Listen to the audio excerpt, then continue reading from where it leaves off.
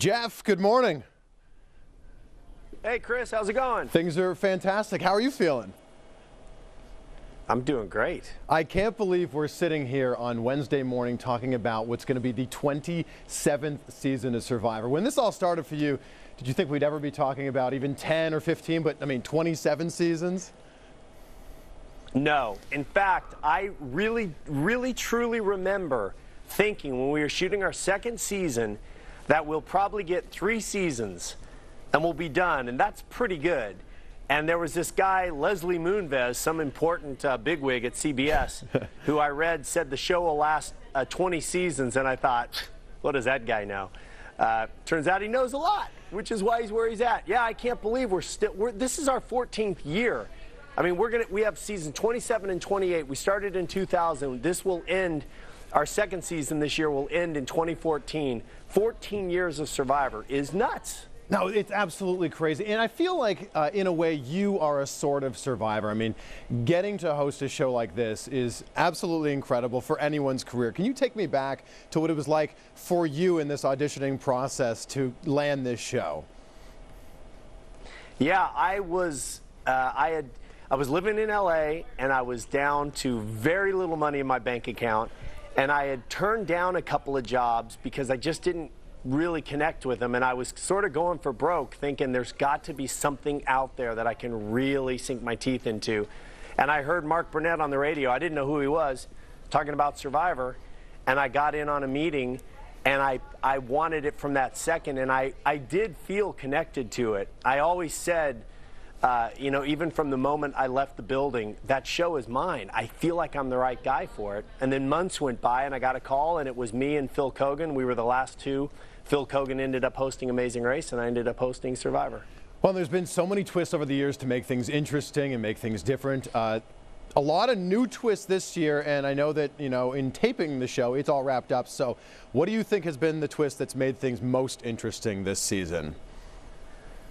Well, blood versus water is the big theme. So we brought 10 people back that had played before, and we brought 10 of their loved ones. So now you're going up against either a brother, a boyfriend, a fiance, a wife, a daughter, a niece, every different kind of relationship, and with it brings different expectations. If we have a couple, the Culpeppers. Brad used to play football, pro football, and his wife is an NFL wife. If you mess with the Culpeppers on either side, you get the wrath of the other. But on the other hand, we have a mother-daughter team, and the mother might say, I can't vote my daughter out, and the daughter might say, come on, it's my mom, she'll understand, let's do it.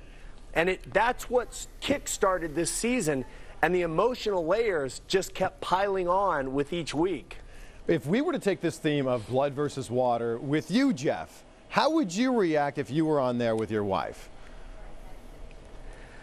Well, I think my wife and I would talk beforehand and say that no matter what, let's keep our eyes on the prize. So if there's a need to get rid of me that you know will further you, then go for it. And that's what I'm going to do.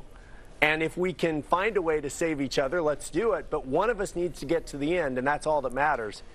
But that's us. I know, for instance, there's a brother duo, Aris, who played the game before and won, is the golden child. He brought his brother, who was a heroin addict, who was arrested for robbing somebody in an ATM. Same mother and father in this family. Well, he's cleaned his life up now, and he's off drugs, and he's got this good thing going, but he has this animosity toward his brother. He'd love to take his brother out. There is no we in that relationship. So that changes the game for everybody else on their tribe. That's why it was so complicated.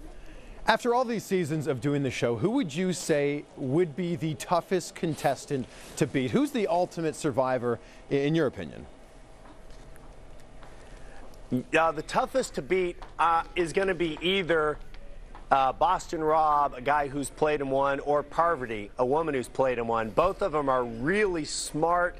They're great at social politics. There's a way to deal with people, and you either have it or you don't. And if you have it, it's so slippery to know when you need to duck and bend and weave and wove, and those guys have it, and the ones that don't really have no chance to win this game.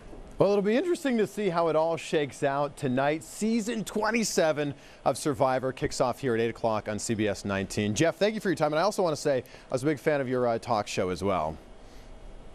Oh, thank you. Well, thanks for having me on, Chris. Good chatting with you.